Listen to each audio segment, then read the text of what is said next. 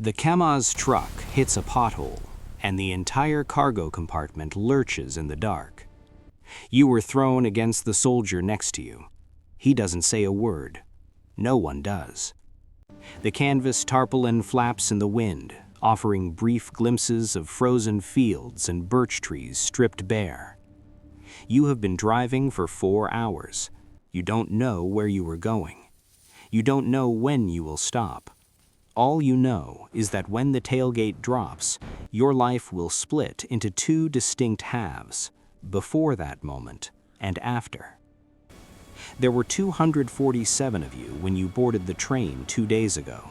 Fresh conscripts, young contractors, wide-eyed volunteers. You stood in a gravel pit outside a garrison town, your breath misting in the air. They made you take off your tracksuit jackets, your good civilian boots, anything that marked you as an individual. You were given a duffel bag, stiff and smelling of damp wool. You were given a number. Then they loaded you onto the trucks. The man sitting across from you is older. He has a faded tattoo on his knuckles. He looks at you not with contempt, but with complete indifference. You are not a person to him yet. You are a liability, a potential weakness.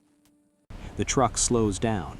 You hear the crunch of gravel under the tires, the bark of a dog, and a voice shouting a command that is swallowed by the wind. The tailgate chains rattle. This is the border. Not a border on a map, but the one that separates the civilian world from this one. The canvas is pulled back. The cold hits you like a physical force. You jump down onto the frozen ground and you do not look back.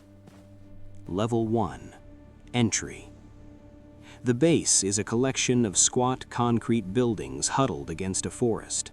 It looks temporary, like it could be packed up and vanish overnight, which is exactly the point.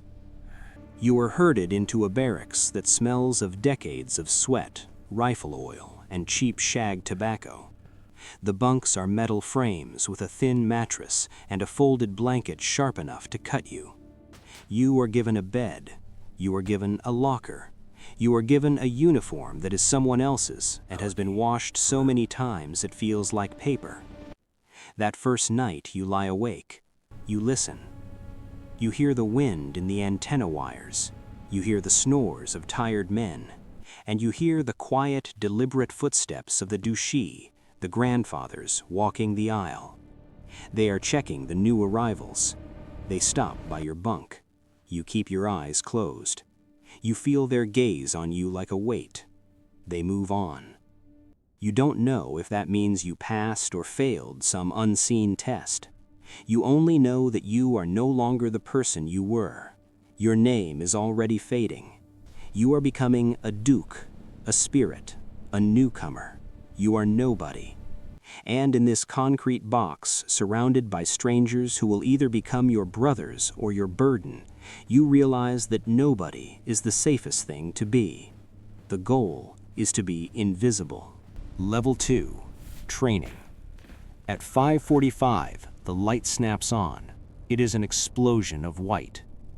The voice of the proportion, the warrant officer, fills the space without a megaphone. It is a deep, guttural roar that you feel in your chest. Rota, Padyom. You have 60 seconds. You fail. Everyone fails the first time. You are outside in the freezing dark, your boots untied, your jacket unbuttoned. They run you. They run you until your lungs burn, and the cold air feels like glass in your throat. Then they make you do push-ups. This is not about fitness. You understand that by the end of the first week. It is about breaking. They want to find the point where you quit, where you fight back, where you cry. You are digging a trench. You finish it. An officer tells you to fill it in. He tells you to dig it again, but deeper. You dig. He never explains why. He wants to see if you will crack. You learn to dig without question, to run without question, to stand at attention in the rain for an hour without question. You are being hollowed out. All the ego, all the pride, all the individuality, It is being scraped away. You are doing pull-ups on a freezing bar, your hands tearing on the metal. You realize you can do 5 more than you thought. You realize the pain is just information. Level 3, first experience. They load you into a BTR-80. This time, the canvas is armor. The tension is different. The older guys, the douchey, are checking their weapons. You clutch your own. A 5.45mm magazine, full of cold steel. It feels impossibly serious. You are moving through the foothills. The objective is a village, a checkpoint. The names change, the task remains the same. Clear the area. The BTR stops. The ramp drops. You dismount into dust and heat. Contact. The sound is not what you expected. It is a flat, percussive thump, thump, thump. Dirt kicks up a meter to your left. You freeze. Your entire body locks. Then a hand grabs the webbing on your chest and yanks you behind a low wall. It's the sergeant. His face is inches from yours. He isn't shouting. He is speaking calmly, deliberately. Do you see the rocks? Suppressing fire. Now. Your body moves before your mind agrees. You raise the rifle, you point it downrange, and you pull the trigger. The roar is deafening. The brass casings clatter at your feet. You aren't aiming. You are just making noise. You are surviving through action. It ends as quickly as it began. Silence. The ringing in your ears is a high, constant whine. The sergeant claps you on the shoulder. Good, he says. It is the first praise you have received. You look at the rocks where the fire came from. They are just rocks again. You look at your hands. They are steady. You don't know if that's a good sign or a bad one. You have passed through a door. On the other side, the world is a different place. Level 4, experience. 6 months later, you are no longer a duke. You are a Molodoi. You watch fresh wave of scared boys with the same indifference that was once shown to you. You have learned the essential skill. You can sleep anywhere, anytime. You have learned to read the terrain, to see the subtle signs that mean an ambush. One night, you were on an observation post. Your job is to watch, to count, to report. Hours later, the house is hit. It was an ammo cache. You didn't connect the dots. You had the information, you just didn't understand it. That night, you replay the image. Level 5, specialization. You are selected for a reconnaissance platoon, the Razvedka. It is a promotion, a mark of trust, but it feels like starting over. The training intensifies. You are given a new weapon, one fitted with a suppressor and a better optic.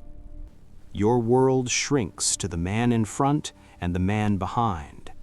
Your bond transcends friendship.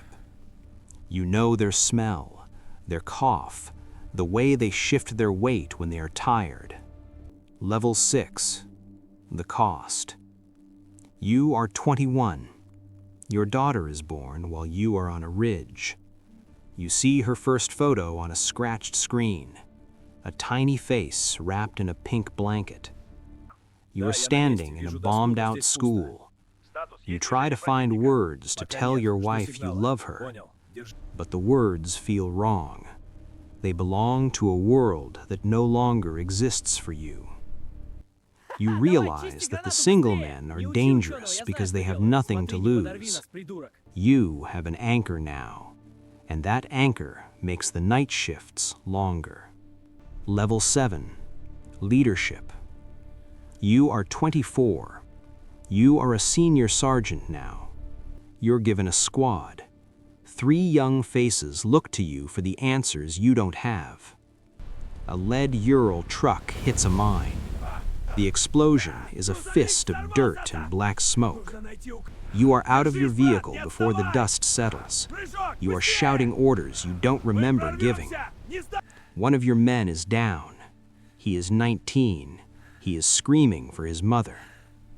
You light a cigarette 10 minutes later. Your hand is steady. But leadership is carrying the guilt of everyone else's survival. Level 8, Veteran. You have a drawer at home full of medals. You never wear them. They are just metal. They are just markers of the things you saw and didn't want to see. You buy fruit at a market. The vendor looks at your eyes and gives you an extra apple. Level 9, Leaving. You hand in your gear, the rifle you carried for a decade. You walk out of the gates in jeans and a jacket. You feel naked without the weight of the armor. Level 10, The Cycle. A year later, you wake up at 5:45 without an alarm. You reach for a rifle that isn't there. Your wife is sleeping beside you. You stand at the station. You see the trucks. Same commas, same smell of diesel. You see the boys boarding. You want to tell them something. You want to warn them, but you don't, because you know that some things can only be learned in the dark. The cycle continues. You are a ghost in your own life.